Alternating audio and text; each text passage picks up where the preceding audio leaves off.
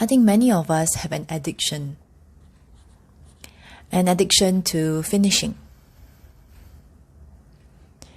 So when we were kids, when we went to school, it's almost intuitive for us to want to finish something first.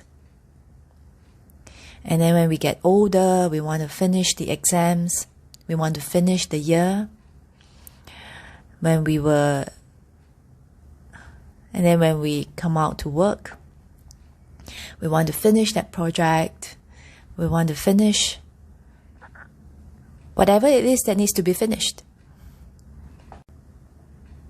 So there is this adrenaline rush in finishing.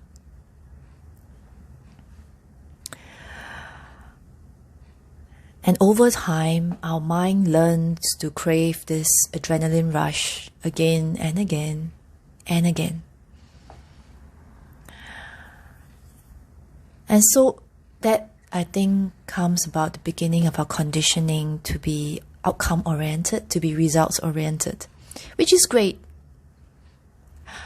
in many sense, right? Because our society is designed in such a way that it values results. So it kind of did us good to be that.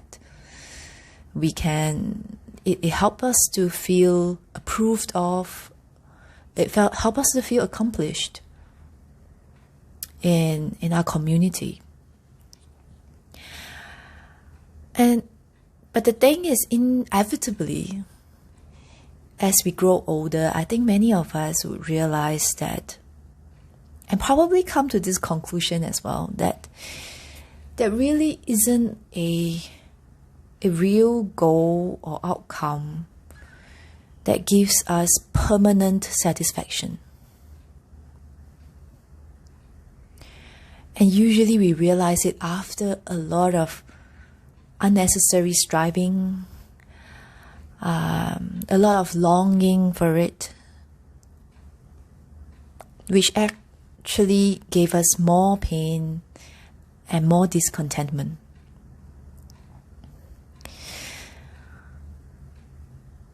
And so many things in life, there is no real simple endings. Right, when we thought that we had it all, when we bought our first house and the first car, we buy a bigger house and a bigger car. And when we graduated, we thought that's it. And then we found a job, and then we realized there are better jobs, and then we keep going for the next job. Got married, have kids, and then you realize there's still a big gap to retirement. Is that all to life? What is this? What is the finishing that we are looking at? Do I even know when exactly am I dying? I mean, in everyday life, the roles that we play, sometimes we also unwittingly want the finishing point. Like, when do I release or relieve myself from being a parent? Is it even possible to do that? It will be all good when the baby sleeps through the night. It will be all good when they get through school. It will be all good when they get married. So inevitably, our need for goals and outcomes does affect our relationships as well, does affect our ability to be fully present in a relationship.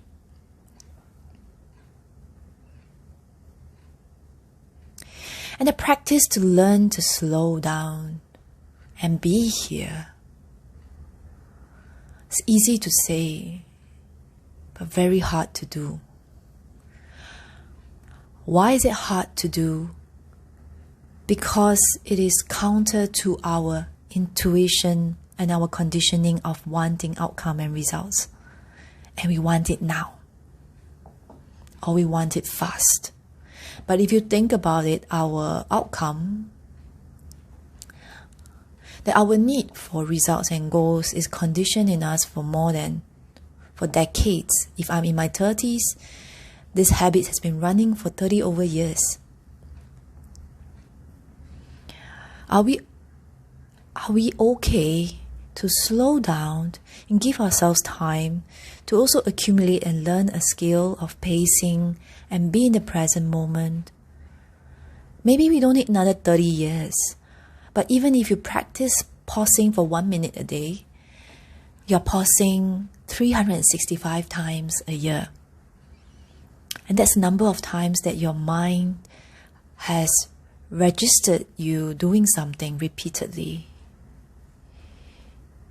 Your mind can only give you something automatically if you're doing it repeatedly. And so if I may invite you to just sit with me maybe for a minute, right now. Now, wherever you might be, wherever you might be listening to this too, taking a moment to sense your feet in the ground. If it is safe to close your eyes, close your eyes.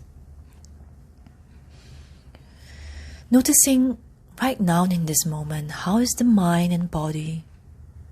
Busy, tired, restful, whatever it might be. This need to not change anything. Cultivating the sense of not needing to change anything.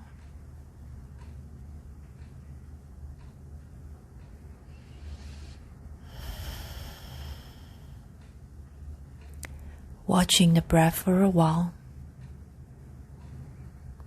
Noticing the sensations in the body as you breathe. The rising and falling sensations of the air running through the nose.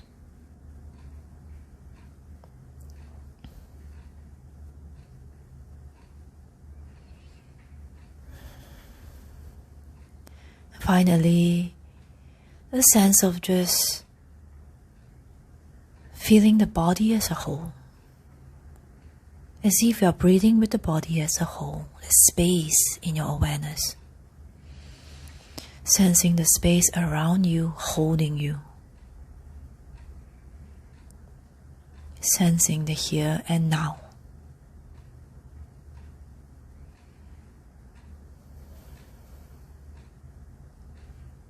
And that's it.